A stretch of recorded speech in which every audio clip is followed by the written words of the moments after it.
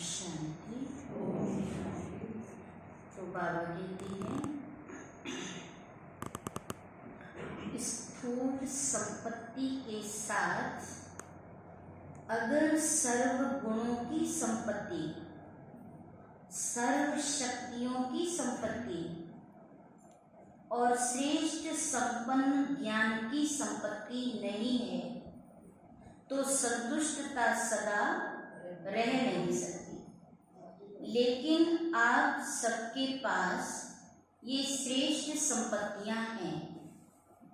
कौन सी?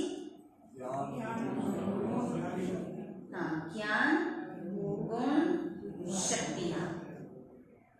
संपत्तिवान हो ना, है ना। बाबा ने संपूर्ण ज्ञान दिया, सर्व शक्तियां दी, सर्व गुण दिए, सभी के पास है ना। बाबा ने अपना सारा खजाना बच्चों को देकर अधिकारी बना दिया। तो बाबा कहते हैं संपत्तिवान हो ना, दुनिया वाले तो सिर्फ स्थूल संपत्ति वाले को संपत्ति भव का वरदान देते हैं। जो विनाशी धन संपत्ति है उसके लिए कहते हैं। लेकिन आप सबको वरदाता बा सर्वश्रेष्ठ संपत्ति भव का वरदान देते। ऐसी संपत्ति जो कोई ले नहीं सकता, ना बांट सके, ना छीन सके, ना चुरा सके। ऐसी संपत्ति का बाबा हमें अविनाशी अधिकारी बनाते हैं। तो सब संपत्तियां हैं ना। अभी भी अगर कोई संपत्ति की कमी हो तो अभी भी भरपूर हो सकते हैं। बाबा कहते तो सब संपत्ति है ना, कि कोई कम है, फुल है, पीछे वालों के ऊपर सबसे ज्यादा ध्यान है। सोच लेते ना, हम पीछे बैठे हमें कौन देखता है, लेकिन बाबा कहते मेरी नजर सबसे पहले पीछे वालों पर ही जाती है। पीछे बैठने से संकल्प चलता है ना, बाबा की दृष्टि हमारे पास आ रही कि नहीं, बाबा हमें देख रहा है कि नहीं। तो बाबा कह देते हैं मैं बच्चे आपको ही देख रहा हूँ, पीछे ही पहले देख। आगे तो बैठे ही हैं सामने, लेकिन बाबा की दृष्टि पीछे जाती है। पीछे वालों के ऊपर सबसे ज्यादा ध्यान है, आगे वालों का ध्यान बाप की तरफ ज्यादा है और बाप का ध्यान पीछे वालों के ऊपर ज्यादा है। जितना ही दूर है उतना ही नैनों में समाये हुए हैं। तो कोई ऐसा ना समझे क्योंकि शांतिवन डायमंड हॉल बहुत बड़ा हॉल है ना, पीछे बैठे तो स्टेज इतनी छोटी दिखती है। तो बाबा कहते हैं बाबा के नैनों के सामने सब है, कोई पीछे नहीं है। साकार वतन में तो साकार की बातें होती हैं। देखो परम धाम में आप सभी आत्माएं कितनी समीप हैं, कितनी समीप होंगी। आत्मा का स्वरूप कितना छोटा, परम धाम का सीन तो देखो। वर्ल्ड की आत्माएं कितनी नजदीक है सब परमात्मा की। सभी साथी होंगे ना। और सूक्ष्म वतन में भी इतना बेहद है जो जितना समीप आना चाहिए आ सकते हैं। यहाँ तो फिर भी लिमिट है, लेकिन वतन में आना है तो और नजदीक आ सकते हैं। लेकिन बच्चों का स्नेह निराकार और आकार को भी साकार बनाना चाहता है। तो बाप क्या कहते हैं? जी हजूर, जहां बुलाना चाहो, जहां मिलना चाहो, जितने समीप आना चाहो, बाप को सब स्वीकार है। जी हजूर, जी हाजिर। बच्चे तो बाप के भी हुजूर हैं, मालिक है। मालिक है ना, मालिक को हुजूर कहा जाता है ना, और बालक को भी मालिक कहा जाता है। तो सभी कौन हो?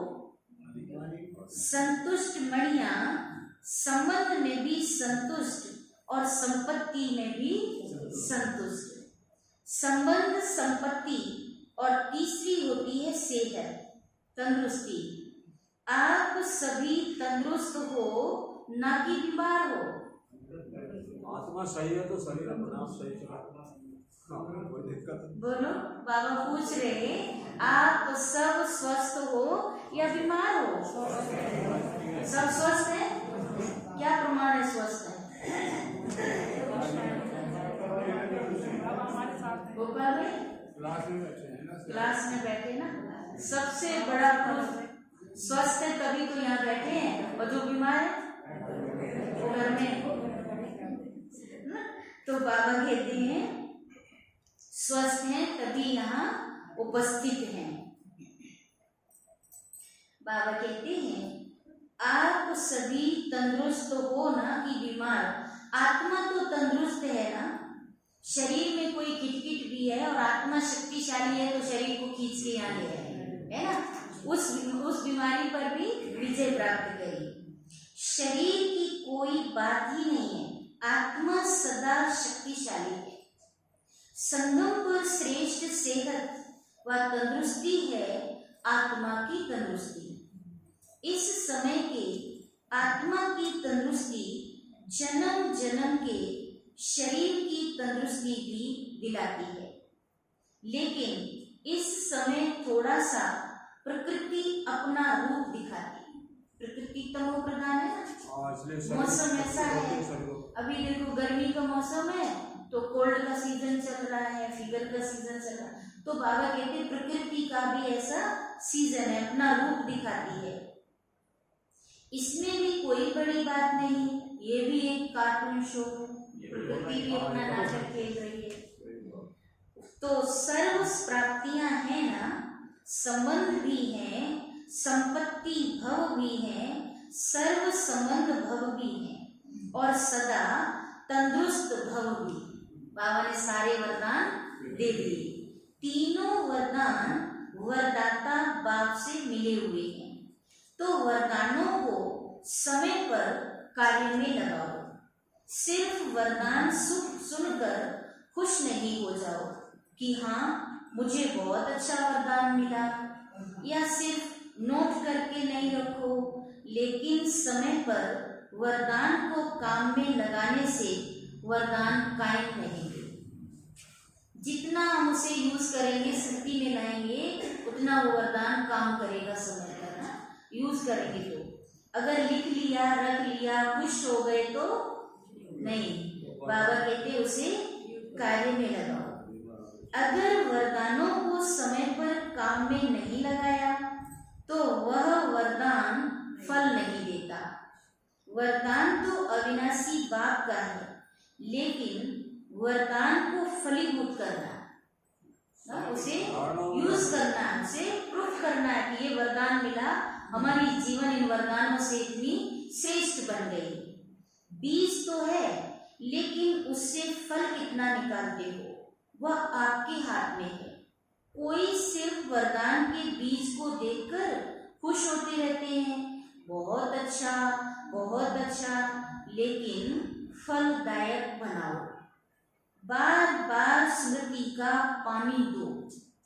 आज बाबा ने कहा आप संतुष्ट मणि हो,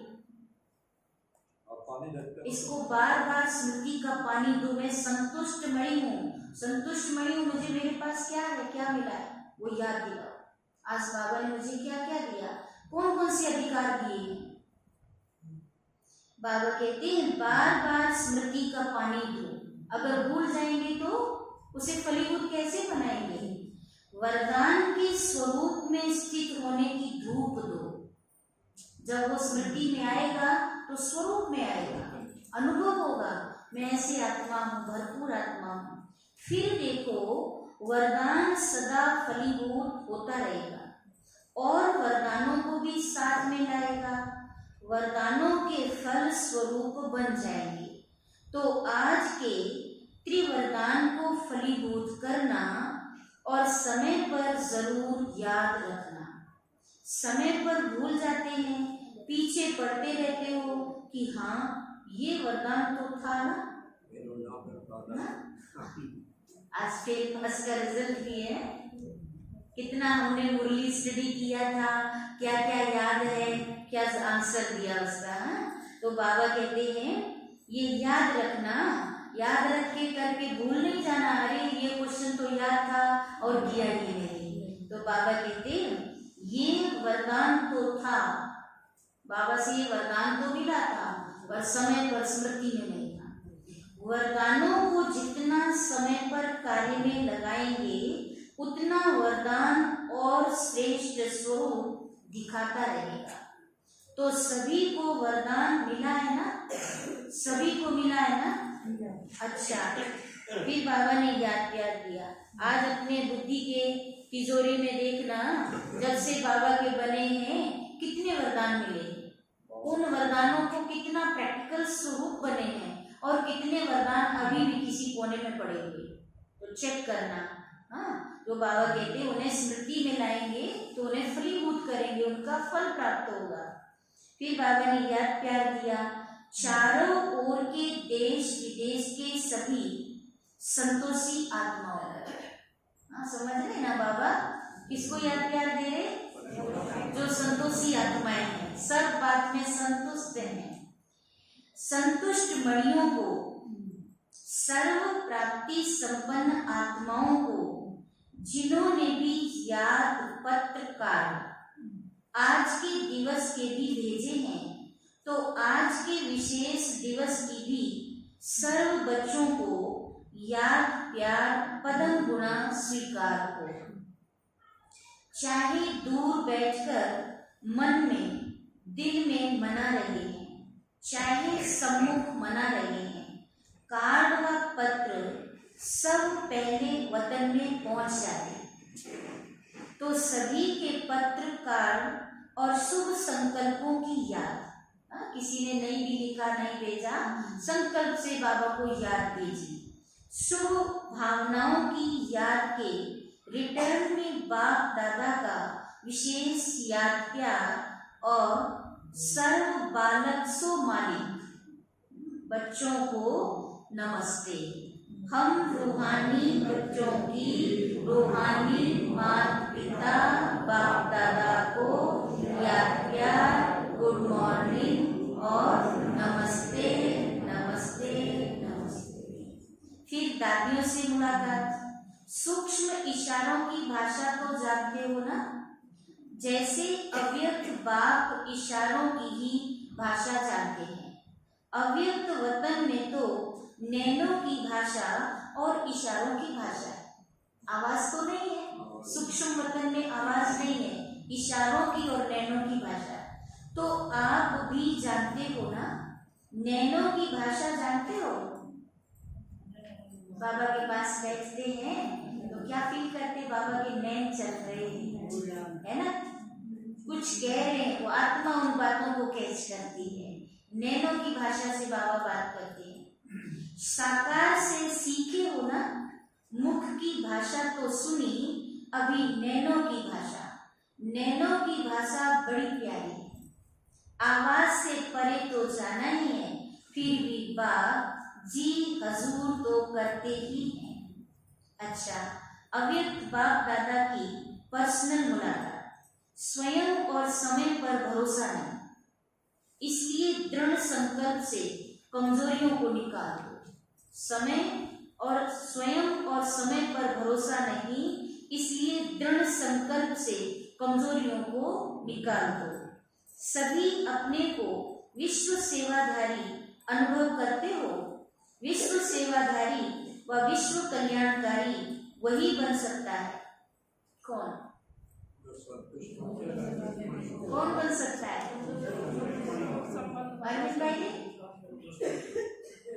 कौन बन सकता है? विश्व कल्याणकारी विश्व सेवाधारी कौन बन सकता है? विजय में जिनके सर्व संबंध बाप से हो, सर्व प्राप्तियां बाबा से हो। बाबा कहते हैं जिसके पास सर्व शक्तियों का खजाना संपन्न है, भरपूर है, वही विश्व सेवाधारी बन सकता है। तो सर्व शक्तियों का स्टॉक जमा है, कोई शक्ति कम तो नहीं है। हाँ, समेटने की है, परखने की है, सहन करने की है। काम हो सकेगा? परख तो लिया, सहन नहीं किया, तो कहाँ पर सहन करना था और कहाँ पर समाना था। अगर दोनों का बैलेंस नहीं है बाबा कहते हैं सेवा ये विश्व सेवाधारी विश्व कल्याणकारी नहीं बन सकते। सर्व शक्तियां हैं, वह कोई शक्ति है कोई नहीं है, कभी कभी कोई कम हो जाती है। सदा अपने आप को चेक करो कि सर्व शक्तियां हैं, वह कोई शक्ति की कमी है।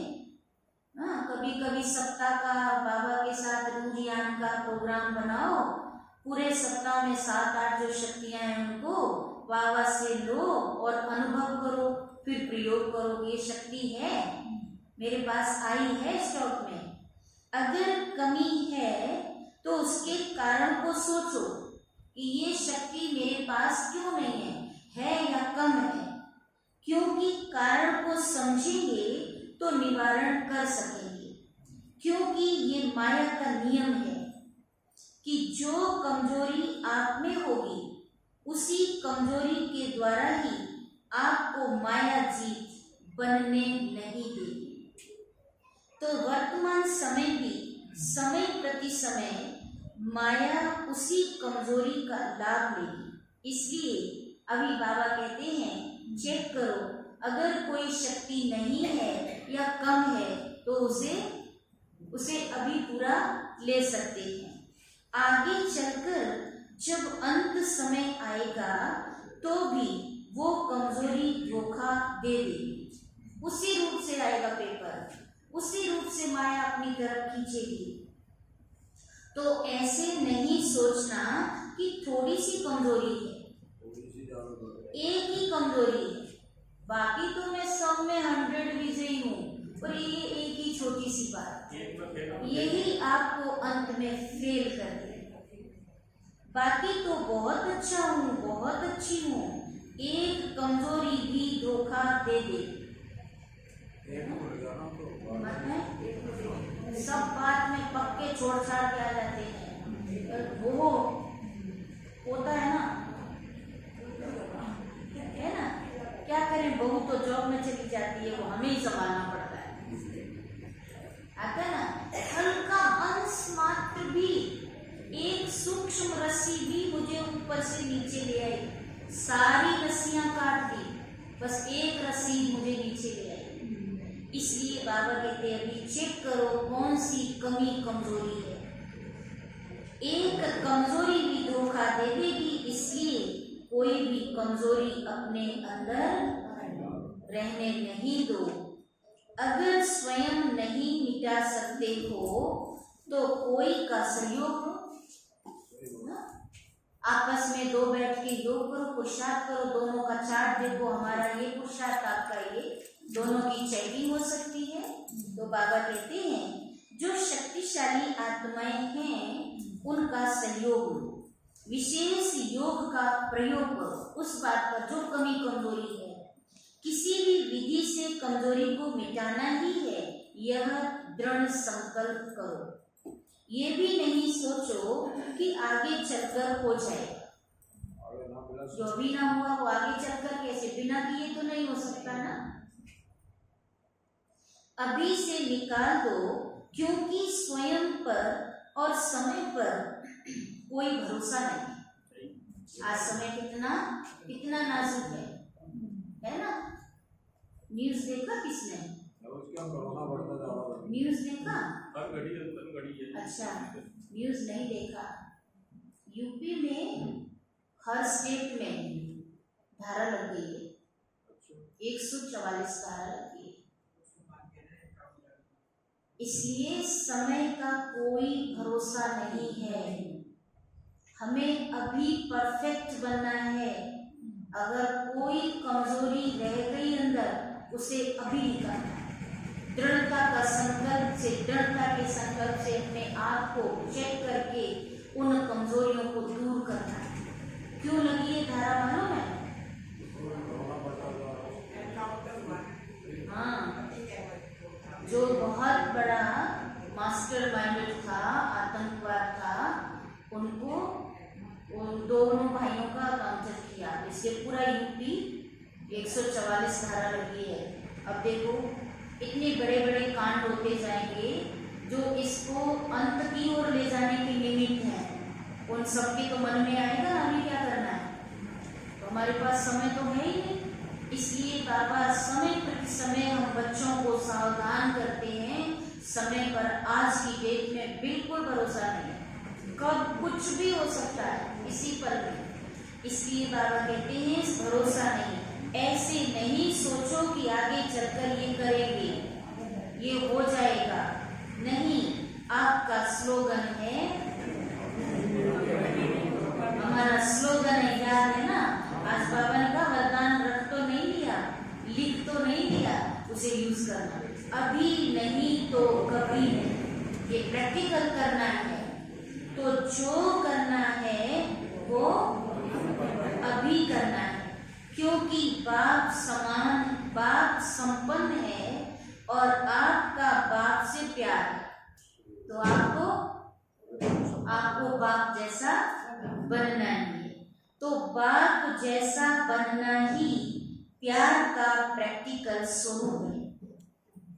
जितना बाप से बहुत बहुत प्यार है, इतना ही पुरुषार्थ से भी बहुत बहुत प्यार है। पूछते बाबा से प्यार है, सब पास है, लेकिन बाबा जैसा पुरुषार्थ से प्यार है, हमें भी ये पुरुषार्थ कर बाप समान बनना है। जितना बाप से प्यार के लिए फलक से कहते हो कि 100% से भी ज्यादा प्यार है, ऐसे पुरुषार्थ के लिए भी कहो कि सोचेंगे, करेंगे नहीं, सब कमजोरियां खत्म, गेंगे नहीं। शिवरात्रि मनाने आए हो तो कुछ तो बलि चढ़ेंगे ना। बाप दादा सभी बच्चों को संपन्न देखना चाहते हैं, इतनी ताकत। अभी आज से संपन्नता की पौड़ी चढ़ना शुरू, दृढ़ता के संकल्प से सब बातें खत्म, पहले पुरुषार्थ, पहले याद। बाप का प्यार है, इसलिए बच्चों की कमी अच्छी नहीं लगती। बच्चे अभी भी कहते करेंगे, आज से करेंगे, आज से करेंगे, फिर पता नहीं आगे क्या करेंगे। तो क्या याद रखेंगे कि सदा संपन्न संपूर्ण रहना ही है, कि थोड़ी थोड़ी कंप्लेन करते रहेंगे? कंप्लीट, नो कंप्लेन, कोई शिकायत नहीं। अब से हमें अपने आप को करेक्ट करना है, कंप्लेन खत्म, संपन्न बनना ही मनाना है। सेकंड पॉइंट है वेस्ट को बेस्ट बनाना अर्थात होली हंस बनना। वेस्ट को बेस्ट बनाना अर्थात होली हंस बनना। सभी अपने को सदा होली हंस अनुभव करते हो। होली हंस माना पवित्र। होली हंस का अर्थ है संकल्प, बोल और कर्म जो व्यर्थ होता है उसको समर्थ में बदलना।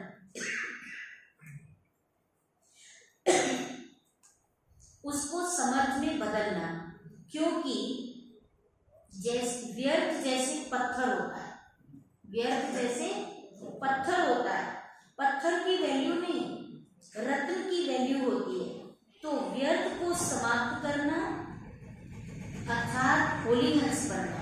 तो व्यर्थ आता है, आता है, हाथ खड़ा करिए, व्यर्थ आता है, आता तो है लेकिन उसे आता तो सबके पास है, उसकी टाइमिंग भी है। कोई व्यर्थ को 4 घंटा चलाता है, कोई 2 घंटा चलाता है, कोई 1 घंटा चलाता है, कोई आधा घंटा चलाता है। इस परसेंट को भी क्लोज, फुल स्टॉप, व्यर्थ आने में, इसमें भी दृढ़ता चाहिए। तो बाबा कहते हैं, व्यर्थ आता है, होली हंस फौरन परख लेता है। शक्तियों की बात है ना, बाबा ने सारी शक्तियां दी हैं, तो परख सकते हैं कि व्यर्थ क्या है, उसे निकालना है और समर्थ को धारण करना है। बाबा कहते फौरन परख लेता कि ये काम की चीज नहीं है और ये काम की है। तो आप होली हंस होना तो व्यर्थ समाप्त हुआ, क्योंकि अभी नॉलेजफुल बने हो कि अगर अभी संकल्प, बोल या कर्म व्यर्थ गंवाते हैं, तो सारे कल्प के लिए अपने जमा के खाते में कमी हो जाती है। जानते हो ना, नॉलेजफुल तो हो ना, जहाँ व्यर्थ में 1 घंटा लगा दिया, व्यर्थ की बातें गंवा दिया तो कमी तो पड़ गई ना। तो जानते हुए फिर व्यर्थ को क्यों करते हो? चाहते नहीं लेकिन हो जाता है, ऐसे कहेंगे। जो समझते अभी भी हो सकता है वो हाथ उठाओ। हो सकता है ना। आप कौन हो? मास्टर है सर्वशक्तिमान। आप कौन हो? राजयोगी, सर्व राज को जानने वाले। राजयोगी का अर्थ क्या है? राजा हो ना, सब आपके हाथ में है। राजा माना सभी राजा हो जाते हैं, सारी पावर उसके हाथ में है, तो मन को कंट्रोल नहीं कर सकते।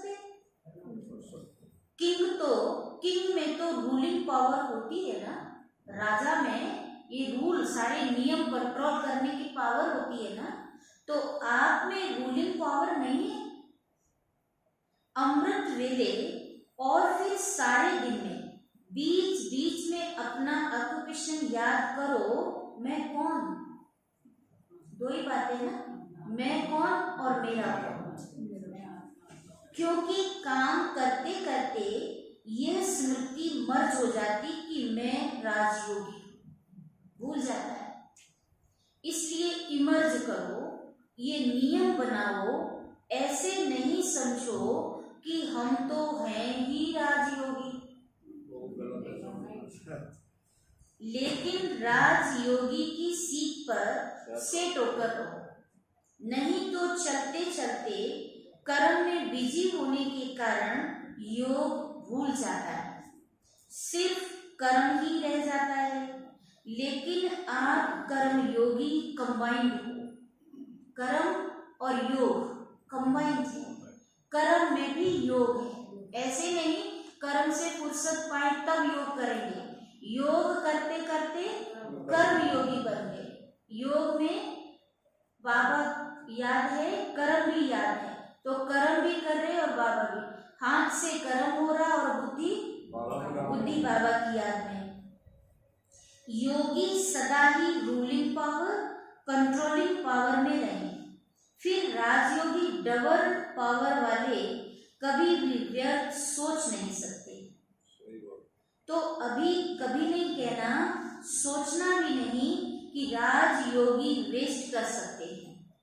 ये तो कौन सा ग्रुप है? बेस्ट ग्रुप है ना। बाप दादा को भी बेस्ट ग्रुप अति प्यारा है। क्यों? 63 जन्म वेस्ट किया ना, अभी ये छोटा सा जन्म बेस्ट ही बेस्ट है ना। 63 जन्म तो सब कुछ वेस्ट कर दिया, लेकिन अब ये संगम युग, एक जन्म श्रेष्ठ युग मिला, जन्म मिला, तो बाबा कहते इसमें सब कुछ बेस्ट ही बेस्ट, अच्छे से अच्छा करना है, वेस्ट नहीं। 1 सेकेंड भी, 1 मिनट भी बाबा ने कहा संगम युग का वेस्ट किया तो सतयुग का 1 जन्म वेस्ट हो। इतना वैल्यूबल ये संगम युग का समय, 5000 साल में 100 साल का 21 जन्मों की कमाई इस 1 जन्म में करनी है। अच्छा, आज का वरदान है, अटूट याद द्वारा सर्व समस्याओं का हल। अटूट याद द्वारा सर्व समस्याओं का हल करने वाले उड़ता पंछी भव।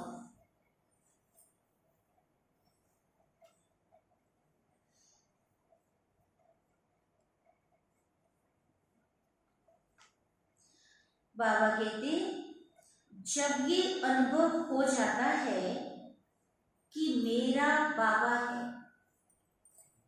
जब यह अनुभव हो जाता है कि ये मेरा बाबा है, तो जो मेरा होता है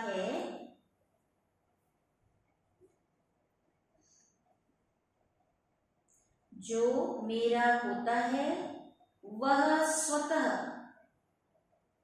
याद आता है। मेरी चीज तो याद आती है ना, तो मेरा तो बाबा है, तो बाबा स्वतः याद आता है। याद किया नहीं जाता। मेरा अर्थात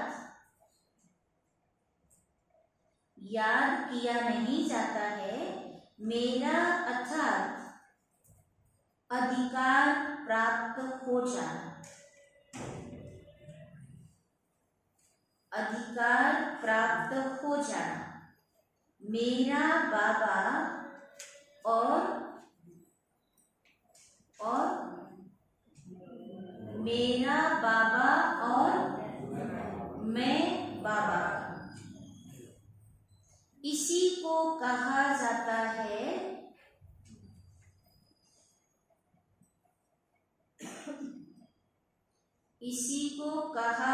है सहज योग। ऐसे सहज योगी बन एक बाप की याद के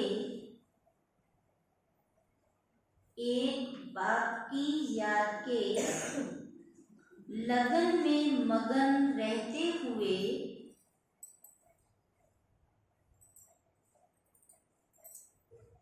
आगे बढ़ते चलो।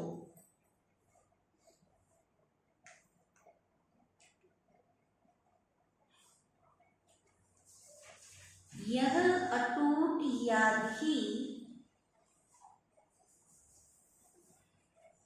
सर्व समस्याओं का हल कर उड़ती पंछी बनाए, उड़ती कला में ले जाएगी। यह अटूट याद ही सर्व समस्याओं का हल कर उड़ता पंछी बनाए, उड़ती कला में ले जाएगी। आज का स्लोगन है, मनन शक्ति के अनुभवी बनो। मनन शक्ति के अनुभवी बनो तो ज्ञान धन बढ़ता रहेगा।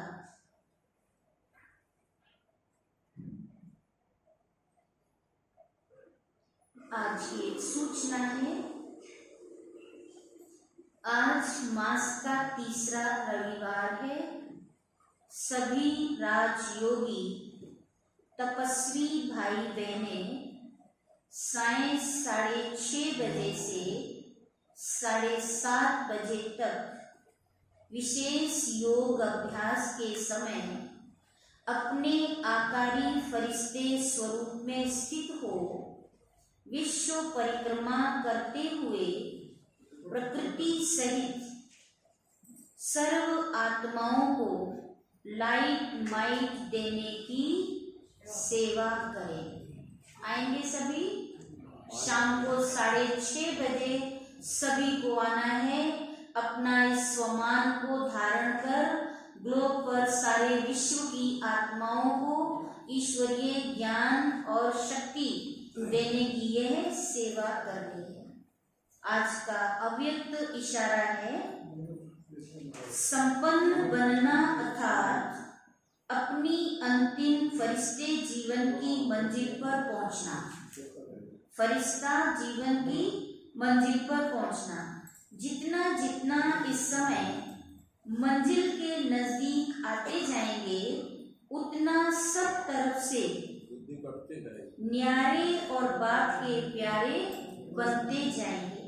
जैसे कोई चीज जब बनकर तैयार हो जाती है तो किनारा छोड़ देती है, ऐसे जितना संपन्न स्टेज के समीप आते जाएंगे उतना सर्व से किनारा होता जाएगा। तो सब संबंधों, सब बंधनों से, सब तरफ के लगावों से वृत्ति द्वारा किनारा होना। अर्थात संपन्न व संपूर्ण बनना। अभी अपने स्वमान को याद करो और उसका प्रैक्टिकल स्वरूप बनो।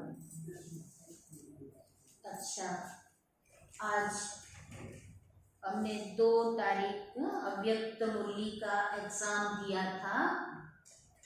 बहुत कम भाई बहन थे, 20 भाई बहनों ने दिया। एग्जाम अच्छा नहीं लगता? पढ़ाई पढ़ेंगे, पेपर देंगे, बाबा की ज्ञान बुद्धि में ठहरेगी, लक्ष्मी में दोनों साइड में जिसके नाम के वो बांट देना। आप अपना पेपर देखना, इससे पहले किसने कितनी अच्छी स्टडी किया। जब बुद्धि के पात्र में ये ज्ञान रतन है तो हम उसे यूज करते हैं ना। तो फर्स्ट और सेकंड फेल तो कोई होता ही नहीं है ना। इस क्लास की ये विशेषता है, फेल नहीं होते, हम सब पढ़ रहे हैं। हाँ, बाबा कहते नंबर वार तो सब होते हैं ना, तो इसलिए यहाँ फेल कोई नहीं है, पर अपने आप को पास समझ के खुश भी नहीं हो जाना है ना। बाबा कहते पास होकर के खुश नहीं हो जाना। पास हुए तो समझे वो कहाँ पहुंचेंगे। यहाँ तो ग्रेड है ना, पास होना माना नहीं, पास होना माना प्रजा में आना। हमें तो बाबा ने कहा फर्स्ट आना है ना। पास तो सभी, जो संगम में ऊपर ब्राह्मण बना वो स्वर्ग तो जाएगा। तो माना आपकी मार्क कितनी है, मतलब हम फेल नहीं हुए, पास है 100 मार्क। ये तो हम अपनी एक देखते हैं हमारी पढ़ाई कितनी है। तो इसलिए अभी हमारे भाइयों ने एग्जाम ज्यादा दिया, बहनों ने बहुत कम दिया, लेकिन नंबर बहनों ने ले लिया। तो भाई एक बार बहनों के लिए एक बार जोरदार ताली बजा दें। और एक बात याद आती कि बाबा कहते हैं कि एक भील और एक अर्जुन की कहानी है ना, एकलव्य और अर्जुन की कहानी। एकलव्य जो है वो जंगल में पढ़ता बिना गुरु के, और अर्जुन गुरु से पढ़ता। फर्स्ट कौन है? एकलव्य। आज ये कहानी आप लोगों की। तो बाबा कहते बच्चे, मेरे कोई ऐसे बच्चे भी हैं जो घर में रहने वाले बड़ी अच्छी स्टडी करते, बहुत याद करते। जैसे कल भी सुना था, बाबा ने कहा कौन याद करते? बांधेरियां बहुत याद करती, इतनी छुटेलियां याद रहती है ना। तो जो फर्स्ट नंबर है वो बहन का है।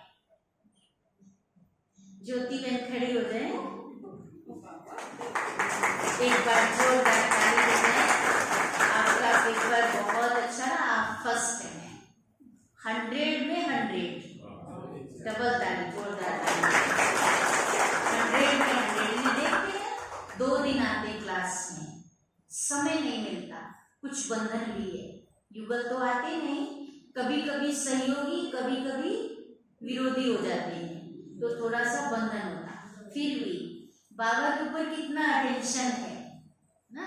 तो 100 में 100 नंबर है इनका पेपर इनको देना। तो फर्स्ट नंबर में ज्योति बहन, इनके नंबर 100 में 100। सेकेंड नंबर में रमेश भाई आए हैं, खड़े हो जाओ। आपका सेकेंड नंबर है, आपके 80 नंबर है। 20 क्वेश्चन थे, हर क्वेश्चन 5 नंबर का था, तो इसमें 80 नंबर रमेश भाई जी के, इनका भी पेपर लेंगे। और नहीं,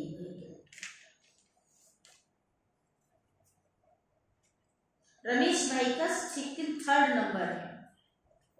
80 नंबर वाले करुणा में खड़े हो जाए, और ब्रजमोहन भाई सेकंड नंबर, बहुत अच्छी स्टडी किया, एकदम एक्यूरेट जवाब थे, तो इनके 85 नंबर है। हाँ, करुणाबेन और ब्रजमोहन भाई साकेत से। अभी आज भी पेपर है ना, आज भी पेपर है। और 80 नंबर रमेश भाई के 3rd नंबर।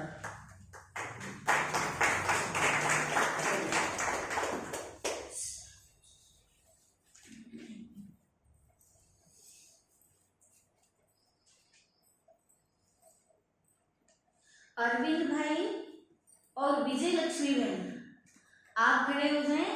आपकी भी नंबर बहुत अच्छे 75। अरविंद भाई और विजय लक्ष्मी बहन। विजय बहन को संकल्प था हम पेपर नहीं देंगे, हमने पढ़ाई नहीं किया और देखो नंबर कितने अच्छे हैं, 75।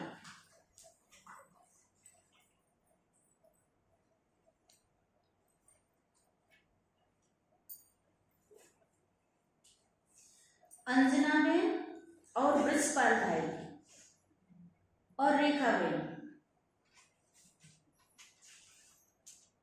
आपके नंबर 65। ताली बजाओ भाई, कितनी मेहनत करके इतने अच्छे क्वेश्चन। खड़े हो जाओ, कहाँ किसका नंबर था? ब्रजपाल भाई, अंजना बहन, रेखा बहन। रेखा बहन ने पढ़ाई नहीं किया, इन्होंने प्रदर्शनियां किया। आज पूछा हमने, अच्छा पेपर हुआ दीदी हमें दिखा दो, दिखाने के साथ टिक लगाते गए कितने नंबर। हाँ, बिना तैयारी के भी, क्योंकि हम तो एवर रेडी है ना, हम तो सदा तैयार हैं। थैंक यू सभी का, बहुत अच्छे नंबर लिए। अभी और अच्छी स्टडी करेंगे।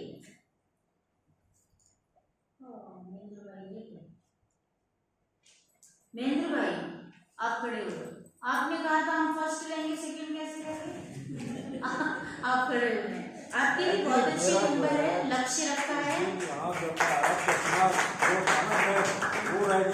हमने, इसलिए आप सभी को आधा घंटा समय दिया था, क्वेश्चन उसी में लिख दिया था, आप जज करके लिखना था, है ना? तो इसलिए आपके 70 नंबर है ना? हिम्मत है, अभी आपको फर्स्ट आना है, ठीक है। 70 नंबर है। हाँ, एक छूट गया, कई भाई बहनों ने एक एक क्वेश्चन छोड़ दिया, भूल गए। किसी ने 2-2 में टिक मार दिया, नंबर इसलिए नहीं दिया, रॉन्ग भी नंबर पे लगा टिक और राइट पर भी लिखा, तो हमने नंबर नहीं दिया। आप अपना पेपर चेक कर लेंगे, उसमें हमने लिखा है। नंबर तो बहन जी इसलिए पिक करा, चश्मा घर पर रह गया। हाँ, अभी भरत भाई जी और किसका है, कृष्ण कुमार भाई, मित्तल भाई, वो आज आए नहीं। कृष्णपाल भाई, भरत भाई, कृष्णपाल भाई,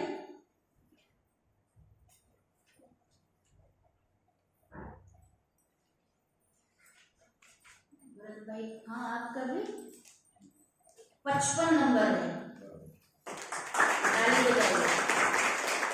कृष्ण कुमार मित्तल आए नहीं आज, तो आपके 55 नंबर है। सेकेंड ग्रेड में ही आएंगे, थर्ड तो और पास की तो बात ही नहीं है। और भी भाई बहनों ने कई ने दिया नहीं, पेपर बहुत कम दिए हैं। इसमें राजेश्वरी माता आप हैं, आप राजेश्वरी माता जी, रश्मि बहन आप आगे आओ, आकाश भाई आप आगे आओ। ये राजेश्वरी बहन वहीं खड़े हो जाए, आप दोनों लोग आगे आओ।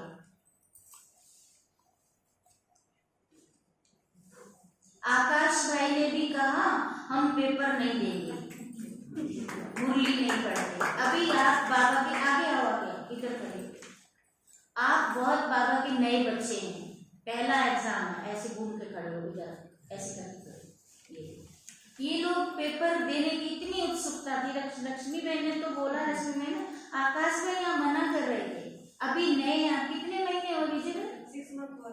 6 मंथ, ओनली 6 महीने के बाबा के बच्चे हैं। आकाश भाई के नंबर 40 है।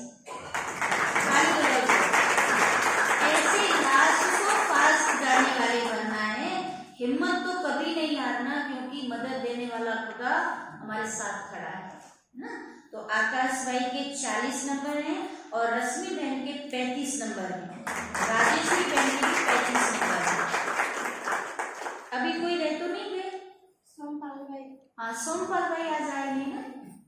सोमपाल भाई सुबह क्लास में नहीं आते हैं, पर बाबा की सेवा में, बाबा की इस बात में बहुत अटेंशन, पुरुषार्थ में उन्होंने भी एग्जाम दिया आकर के।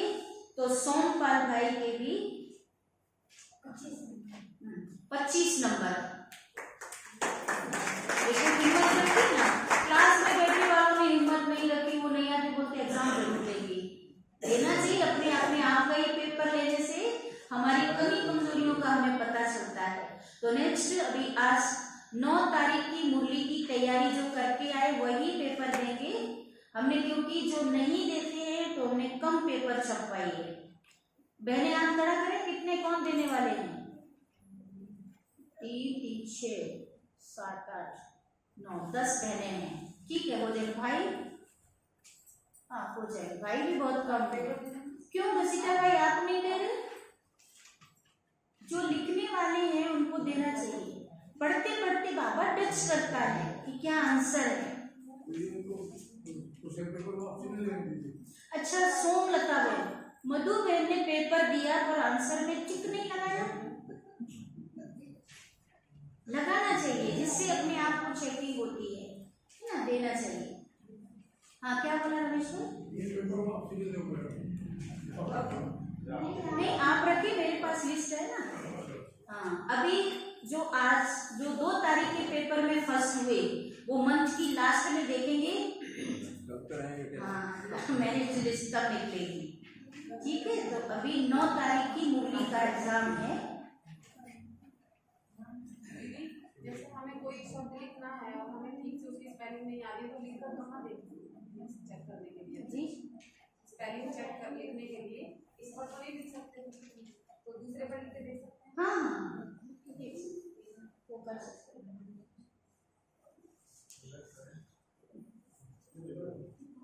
पेपर भेज दी 10 बजे और नहीं अभी सुबह, कल आप थे नहीं।